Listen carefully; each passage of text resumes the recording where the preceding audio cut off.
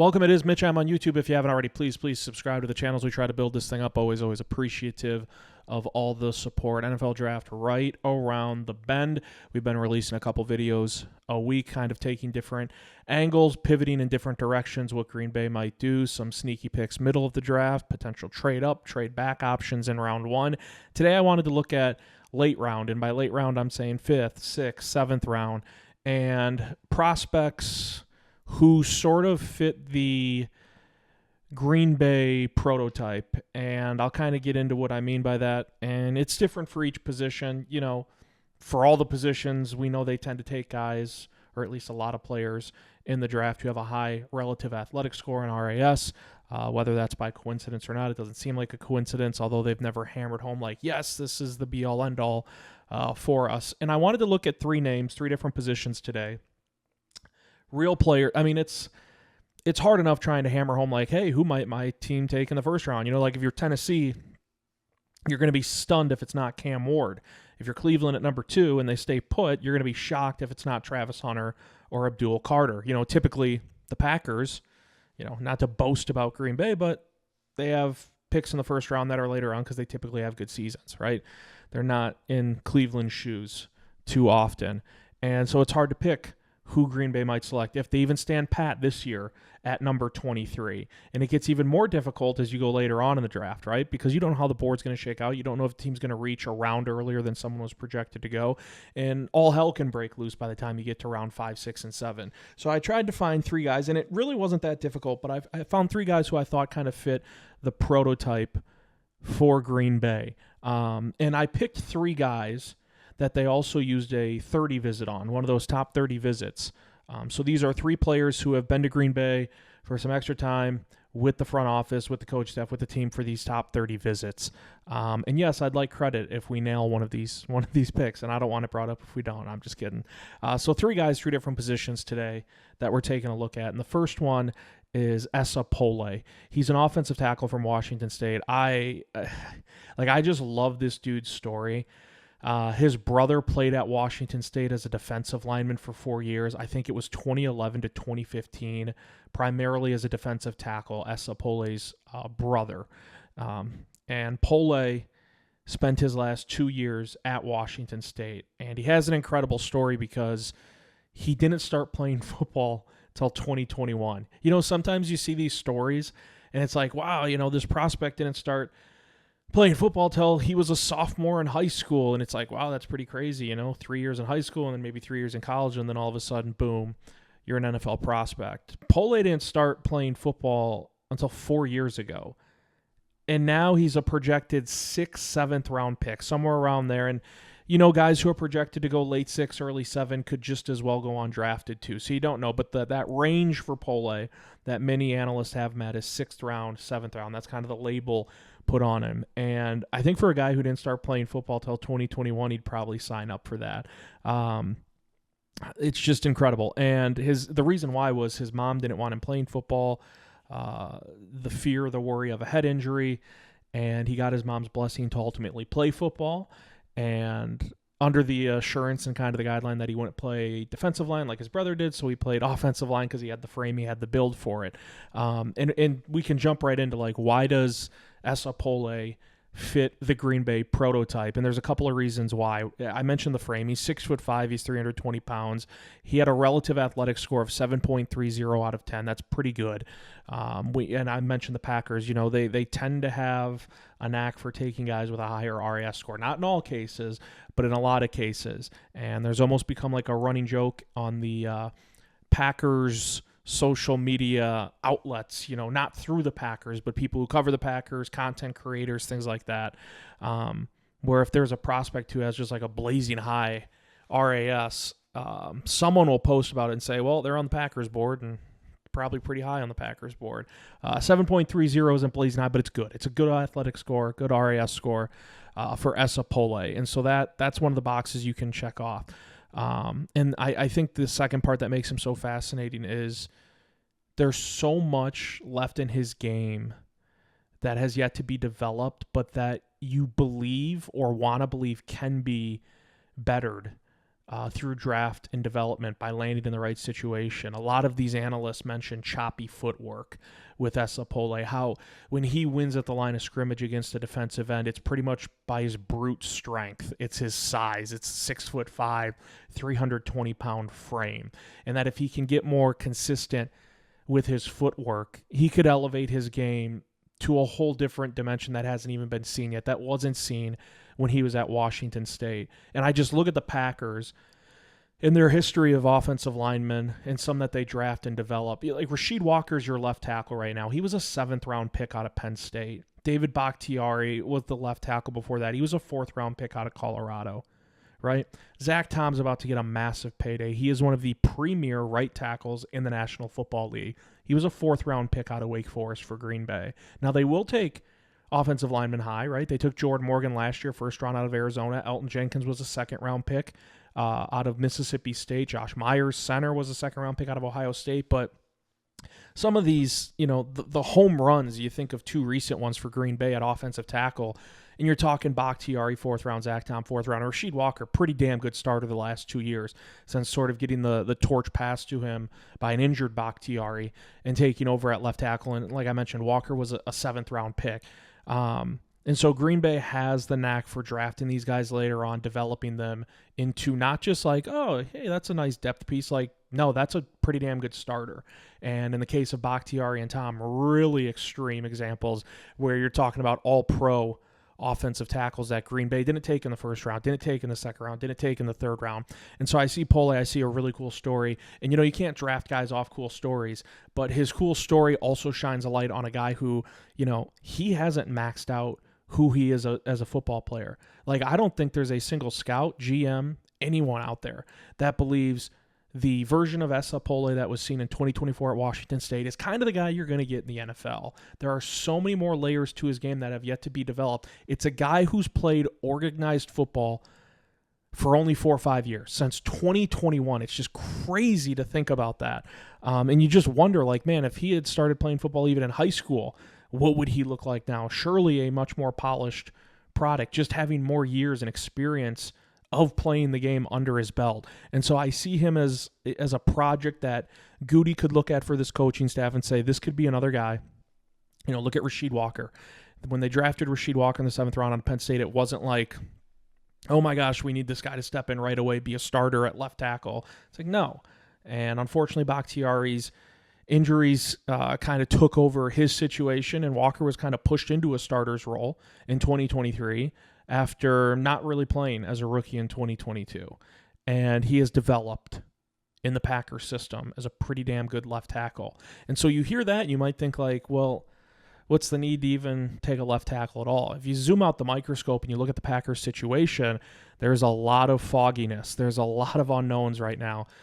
Green Bay in 2022, I mean, this is crazy to think about, but the Packers hit on 3 offensive linemen in 2022. They took Sean Ryan in round 3, Zach Tom in round 4, and Walker in round 7. That was 3 of the 5 starting offensive linemen for Green Bay last year. I would have to look it up. I would really, really have to do some extensive research, I would imagine. There isn't another team or situation that comes to mind where I can think of a team that drafted 3 offensive linemen in the same class, and all 3 quickly, because this is just in 2022, all 3 quickly became starting offensive linemen for that team, and none were taken in the 1st round, none were taken in the 2nd round. Again, Sean Ryan, your starting right guard last year, was a 3rd-round pick out of UCLA. Tom, a 4th-rounder, and Walker, a 7th-rounder. And the reason I bring that up is because we all assume Tom, like, if you can't let Zach Tom walk, you can't let him even sniff free agency. Blank check, back up the Brinks truck, whatever it takes. Zach Tom should get a big boy deal. Well, you also have Elton Jenkins, who's moving over to center. At some point, might have to give him another extension and maybe a difficult conversation. You just gave a huge deal to free agent left guard Aaron Banks. You can't. We know how much Green Bay values offensive line, and they do it so damn well, draft, develop especially. Aaron Banks, kind of a rare example of a guy who was brought over in free agency. You look elsewhere, Elton Jenkins was drafted to Green Bay. Rasheed Walker was drafted to Green Bay. Ryan Tom drafted to Green Bay. Bakhtiari, who was there forever, drafted to Green Bay. Chad Clifton, Mark Tauscher. The list goes on and on and on. The problem with Green Bay having hit on 3 offensive linemen who have all turned into starters in 2022 is that all 3 are on expiring rookie deals at the same time. Just like Zach Tom is entering the final year of his contract as of now. Again, I would hope that something gets done this offseason. Sean Ryan and Rasheed Walker are also entering contract years, set to be free agents after the 2025 season. It is very possible, and Matt LaFleur has already said, Jordan Morgan and Rasheed Walker will compete for the starting gig at left tackle. To me, that is not an indicator of how Walker played in 2024. I thought he was fine at left tackle. It's an indicator that Green Bay used a first-round pick, a premium pick on Jordan Morgan last year, and they're going to give him every opportunity to win that job. You don't take a first-rounder at tackle, and, they flirted with him at right guard before he had that season-ending injury, but you don't take a tackle in the first round and just happily sit him for 2, 3, 4 years and be like, wow, the 7th rounder is still better. Like, they're going to give Morgan every opportunity. Here's where a guy like Esa Pole factors in. There is no guarantee that Rasheed Walker is in the green and gold past 2025. And if that's the case, Jordan Morgan's going to get, every opportunity to be your starting left tackle. And just like there's no guarantee Rasheed Walker's back past the 2025 season, there's also no guarantee that Jordan Morgan works out at left tackle. You would like to think he would, but if it doesn't, you can always try to plug him back in at right guard, but then you're opening up a hole, and a big one, at left tackle. We're not... All those positions up front are valuable, but there's a reason why tackles go earlier than guards and centers in a draft. It's because at left tackle, primarily, if you have a right-handed quarterback, which is in most cases in the NFL, unless you're Atlanta with Michael Penix, you are protecting the blind side of a franchise quarterback or a starting quarterback. That's why left tackles get paid the big money. That's why they are always a prominent sticking point for teams who need one. In a given draft, free agency, off-season, what have you. The question marks right now for Rasheed Walker circulate around his contract more than his play. Whether or not Green Bay thinks they can afford to give him an extension based off what they gave Banks, based off what they're probably going to give Zach Tom. And then the question marks with Jordan Morgan is, well, can he stay healthy? He was hurt at Arizona.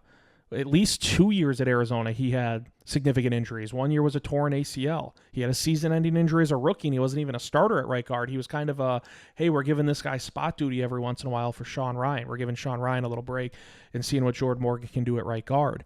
And so you're wondering about the injuries, the health of Jordan Morgan, and then whether or not he even pans out at left tackle. So taking Pole is not a pick with ideas of 2025 in mind. It's a pick you make with the future in mind, getting some insurance at a very important position, and believing that you can bring in another tackle to your draft and development program that has worked so well throughout the years. Because we know the Packers have done tremendously with offensive linemen, specifically with tackles. Walker, a 7th rounder, mentioned Bakhtiari, Tom, both tackles in the 4th round. Asapole's a guy, 6th round, 7th round. I like the story. I like the trajectory he's on. Like, if you read any write-up on Esa Pole, people are nonstop bringing up how much better he was as a year 2 starter than a year 1 starter at Washington State. And to me, that speaks volumes again to a guy who's a raw talent, has only been playing football since 2021, and there are so many more layers in his game to develop, improve, and sort of peel back on. So that's a guy 6th, 7th round, kind of fits the prototype for the Packers, an ascending player, a guy who you see getting better, a tackle, a position you've taken later on, drafted and developed, and an RAS score that's fine, 7.30 out of 10, and a good frame at 6'5", 320 pounds. It is Mitch. I'm on YouTube. Please subscribe if you haven't already. We're looking at 3 prospects today, sort of players that fit that Packers prototype. I almost said sort of twice. Fit that Packers prototype. But we're looking later on in the draft, 5th round, 6th round, 7th round. Second guy I want to bring up, this is a guy I've watched tape on too, Ty Felton, wide receiver out of Maryland. My goodness. Guy's electric. Again, later in the draft pick, a lot of people have him going 5th round, early, middle, late, who knows. A lot of people kind of peg him, Ty Felton, as a 5th round pick. And we know, right? You know as well as I do, Green Bay does not take statistics as the be-all, end-all. You look at cases like Rashawn Gary, Lucas Van Ness. They weren't necessarily stat sheet stuffers in college. Ray Sean at Michigan, Lucas Van Ness at Iowa. Lucas Van Ness never even started a game in college, never started a game for the Hawkeyes. Both were first-round picks for Green Bay because Green Bay looked at athletic marvels. They looked at, this is a compliment, freaks of nature when you're talking about Lucas Van Ness and Rashawn Gary, and they banked in on the talent and what they saw on tape with their eyes and the upside compared to statistical measures. Now, there are cases where maybe they look at a guy and maybe he's not an athletic marvel, but they look at him and they're like, man, he just gets the job done. You look at the numbers, he just gets the job done. I look at Ty Felton, and I'm going to bring up the stats because to me it's truly impressive. Last year at Maryland, 96 receptions, 1,124 yards, 9 touchdowns. Absurd numbers. And to go with that, how about a 4.37 second 40-yard dash? Like, this guy's a burner. He's a burner. And you ask, okay, that's all fine and dandy. How does he fit Green Bay's mold of these guys that they like taking? 9.61 RAS score. Super high. 9.61 out of 10. RAS score for Ty Felton. We know they need speed. You bring in McCole Hardman, that's a placeholder. That is one expression I like to use. That's a Band-Aid on a wound that needs stitching. It needs something permanent. It doesn't need a Band-Aid. And McCole Hardman brings you speed. He brings you athleticism, right? Mainly speed at wide receiver because Christian Watson is set to miss a significant portion of the 2025 season. Watson brings you size and speed to the wideout position. The reason I'm looking at a guy like Ty Felton is because I mentioned McCole Hardman's a placeholder. If he's in Green Bay more than one season, if he's in Green Bay more than 2 seasons, I'd be pretty surprised. And it's not because it's McCole Hardman. It's just the type of signing he was. A veteran wide receiver, wasn't really even involved in Kansas City's offense last year, but Green Bay looks at him and says, can use him in the return game if we need to. Can use him in a variety of ways, and he can still get deep as a vertical threat down the field. But I also look at Christian Watson's situation, and he's in a contract year. Romeo Doubs is in a contract year. And with Watson set to miss a lot of the 2025 season, I think serious questions have to be brought up about a contract extension and whether or not it will be in the cards for Watson with Green Bay. When he's on the field, and I'll even zone in on 2024, we saw a wide receiver whose route tree had expanded, who had become a more reliable threat. Early in his career, drops were a question, and I think drops were mainly a question because the first play of his career, he was wide open, just running straight down the field. He burned Patrick Peterson. Aaron Rodgers put it right in his lap, and he just dropped it. And that kind of triggered a pattern of people always bringing up anytime Christian Watson would drop a ball, whether it was fair or not. Green Bay had drop issues last year, but they were from Jaden Reed and Dontavian Wicks, not really Christian Watson. So we saw a receiver in Christian Watson who was really coming into his own, had dealt with soft tissue injuries his first couple of years in the NFL, didn't have any of that in 2024, and then tore his ACL. You're not talking soft tissue. You're talking a significant knee injury, Week 18 against Chicago. And because of the injury, you have to wonder if there's going to be a contract extension in place. And so you look at that, and you look at Green Bay's other receivers. Dontavian Wicks, you hope can take a step forward, but he's not known as like a burner. Romeo Doubs, another guy you hope takes a step forward again this year, but not a burner. Jaden Reed does have speed, right? But sometimes you want more than one of those guys. And you look at Ty Felton, I mentioned the 4.37 40-yard dash, a 9.61 RAS score out of 10. That has to have Green Bay thinking he jumps up the charts at least later on if they're looking at wide receivers around 5, 6, wherever Felton may end up going. There are reasons why he doesn't fit the prototype. He isn't known for being a big run blocker, but the effort's there. I saw a lot of people mention with Ty Felton when they were breaking down film of him, and then I watched some on my own. You don't ever watch him. He just gets, I don't want to say overwhelmed. He has a smaller frame, and so he doesn't dominate a corner, or if he's, down in the slot, he doesn't dominate a safety in the run blocking game, but you're never like, man, he just doesn't care, or the effort isn't there. Like that wasn't the question for Ty Felton at Maryland, but we know Green Bay values receivers. Watson's a perfect example. They value receivers who not only show that they can run block, but want to run block, and Watson's a great example of that. Felton struggles in that department. And he's got short arms, smaller hands. Green Bay likes the Romeo Dobbs of the world and the Dontavian Wicks of the world, who have a bigger frame, longer arms, things of that nature. Felton to me still is a sneaky day 3 pick. Could be a team's guy when you talk about returning. I like him. Again, we're talking about guys later in the draft that have some of the boxes checked for what Green Bay typically goes for when they're breaking down their own prospects on their draft board. But all these guys, like, you have to keep in mind with this video, these guys are being taken in the 5th, 6th, 7th round for a reason. Like, there's good things on tape, but there's some bad and sometimes, or not so good. And the not so good weighs things down for a lot of these prospects. The third one that I'm going to bring up might be a perfect example of that. Again, it is Mitch. I'm on YouTube. Please subscribe if you haven't already.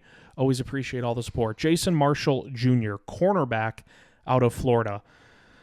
Round 5, round 6 kind of projection by almost every analyst out there. Good size. I should say the size that's kind of like the benchmark that's desired. 6 foot, 195 pounds.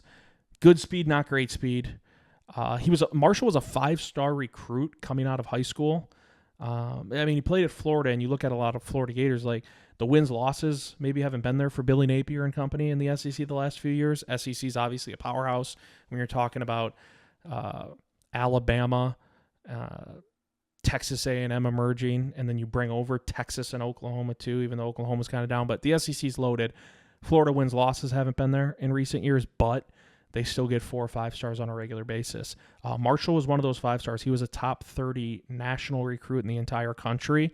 He's an outside corner at heart. Ideally, he would stay there in the NFL if he ever trends towards the direction of being a full-time starter. Again, you ask, hey, it's a guy that most say goes in the 5th or 6th round. So what are the questions? His tackling can be messy. He gets fooled easily on play action far too often.